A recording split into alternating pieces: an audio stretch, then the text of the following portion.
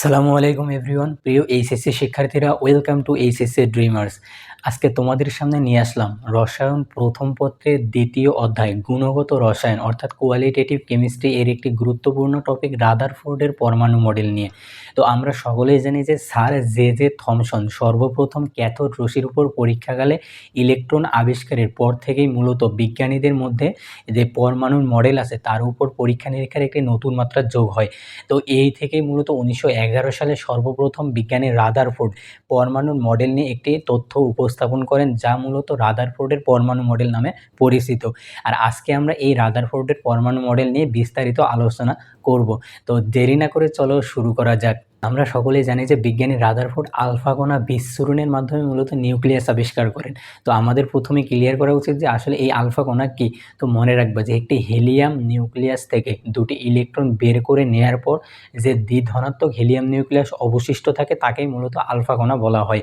Alpha কণাতে মূলত দুইটি proton আর হচ্ছে দুইটি ইলেকট্রন থাকে। তো বিজ্ঞানী রাদারফোর্ড এই অসংখ্য আলফা কণা মূলত বিস্ফোরণ করে, আর এই বিস্ফোরণের ক্ষেত্রে মূলত সে জিঙ্ক সালফাইড অর্থাৎ বিজ্ঞানী রাদারফোর্ড এখানে মূলত জিঙ্ক সালফাইড নামক একটি পর্দা ব্যবহার করেন। তো তার এই জিঙ্ক সালফাইড পর্দা ব্যবহার করার কারণ হচ্ছে যে এই জিঙ্ক সালফাইড হচ্ছে অনুপ্রভা সৃষ্টিকারী পদার্থ, অর্থাৎ এটি বিভিন্ন বর্ণের বা বিভিন্ন তরঙ্গ দৈর্ঘ্যের আলো শোষণ করে মূলত দৃশ্যমান আলোর পরিসরে সেই আলো বিকিরণ করতে সক্ষম।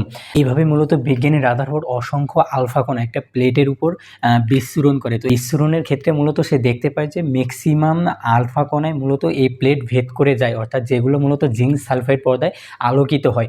বাট এই প্রতি 20,000-এর মধ্যে একটি মানে খুবই কম মূলত এই মাঝখান থেকে বাধা পেয়ে বিপরীত দিকে ফিরে আসে। তো এই মাঝখানে যেহেতু বাধা পায়, তো বিজ্ঞানী রাদারফোর্ড এখান থেকে একটা ধারণা দেন যে মাঝখানে অবশ্যই একটি ভারী বস্তু বিদ্যমান, যেটার মূলত ভর পরমাণুর পুরোটা ভরের তুলনায় অতি নগণ্য।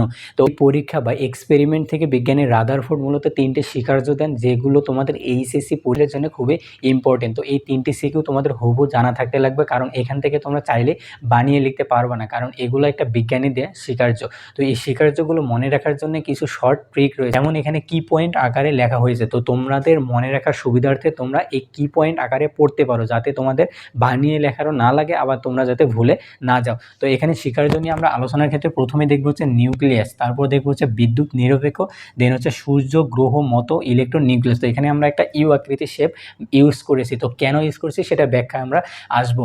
তো প্রথমে আসি আমরা হচ্ছে নিউক্লিয়াসে, অর্থাৎ বিজ্ঞানী রাদারফোর্ডের প্রথম স্বীকার্য হচ্ছে নিউক্লিয়াস নিয়ে। তিনি বলেছেন যে পরমাণুর কেন্দ্রস্থলে একটি ধনাত্মক চার্জ বিশিষ্ট ভারী বস্তু বিদ্যমান, আর এই ভারী বস্তুকে কেন্দ্র বা নিউক্লিয়াস বলা হয়।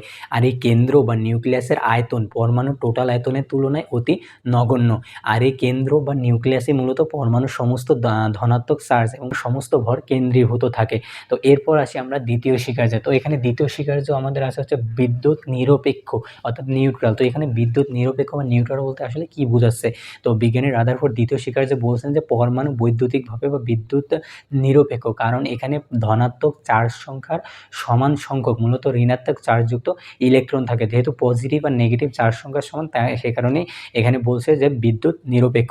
তো এরপর যাব আমরা তৃতীয় স্বীকার্য। তো তৃতীয় স্বীকার্য এখানে সূর্য গ্রহ মতো ইলেকট্রন নিউক্লিয়াস, অর্থাৎ এখানে সৌরজগতে সূর্যের চারদিকে ঘূর্ণায়মান গ্রহসমূহের মতো ইলেকট্রনগুলো মূলত নিউক্লিয়াসের চারদিকে ঘূর্ণায়মান।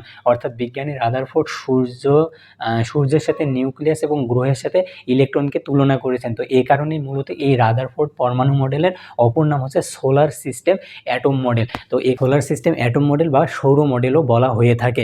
রাদারফোর্ড পরমাণু মডেল থেকে মূলত আমরা নিউক্লিয়াস, ইলেকট্রন এবং কক্ষপথ সম্পর্কে একটা ধারণা পাই, যা মূলত সর্বপ্রথম এই রাদারফোর্ড পরমাণু মডেল থেকেই পাওয়া যায়। এই গেল হচ্ছে রাদারফোর্ড পরমাণু মডেলের স্বীকার্য। এই স্বীকার্যগুলো তোমরা অবশ্যই ভালো মতো মনে রাখবা যে 3টি স্বীকার্য, আর এই 3টি স্বীকার্য তোমাদের গ নাম্বারে আসতে পারে যে রাদারফোর্ড পরমাণু মডেলের স্বীকার্য সমূহ লেখো। তো 3টি স্বীকার্য হুবহু মনে না থাকলে অবশ্যই পয়েন্ট আকারে সেগুলো মনে রাখবা, যেভাবে এখানে দেখানো হয়েছে। তো এরপর আমরা পাবো হচ্ছে সীমাবদ্ধতা। এখানে সীমাবদ্ধতার ক্ষেত্রে আমরা যদি দেখি, প্রথমেই পাবো হচ্ছে চার্জযুক্ত চার্জবিহীন। তো এখানে চার্জযুক্ত চার্জবিহীন ক্লিয়ার করার জন্য আমাদের স্বীকার্যে আসা লাগবে। যেমন এখানে বিজ্ঞানী রাদারফোর্ড স্বীকার্যে গ্রহের সাথে মূলত ইলেকট্রনকে তুলনা করছে। তো আমরা জানি সামগ্রিকভাবে মূলত গ্রহসমূহ চার্জবিহীন, কিন্তু এটাও জানি যে ইলেকট্রনগুলো সবসময় নেগেটিভ চার্জ বিশিষ্ট, অর্থাৎ রাদারফোর্ডের গ্রহের সাথে ইলেকট্রনের যে তুলনা এটা মূলত সঠিক হয়নি। তো বন্ধুরা এরপর আমরা দেখব হচ্ছে দ্বিতীয় সীমাবদ্ধতা, অর্থাৎ ম্যাক্সওয়েলের তত্ত্ব। তো বিজ্ঞানী ম্যাক্সওয়েলের তড়িৎচুম্বকীয় তত্ত্ব অনুসারে দেখা যায় যে একটি আবর্তনশীল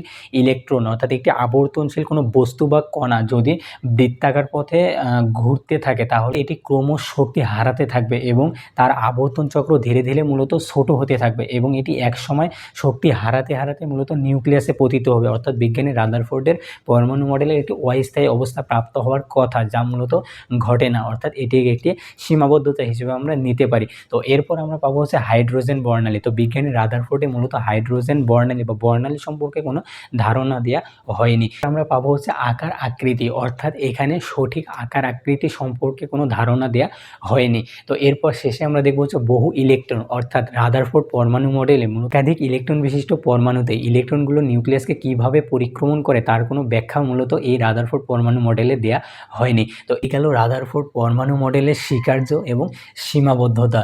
তো তোমরা যদি এইভাবে কি পয়েন্ট আকারে স্বীকার্য এবং সীমাবদ্ধতাগুলো পড়ো তাহলে আশা করি তোমরা ইজিলি এইগুলো মনে রাখতে পারবা এবং পরীক্ষায় ভালো মতো লিখতে পারবা। তো আজকে এই পর্যন্তই, দেখা হবে নেক্সট কোনো ভিডিওতে ইনশাআল্লাহ। সে পর্যন্ত সবাই সুস্থ থেকো, ভালো থেকো। আল্লাহ হাফিজ। আসসালামু আলাইকুম।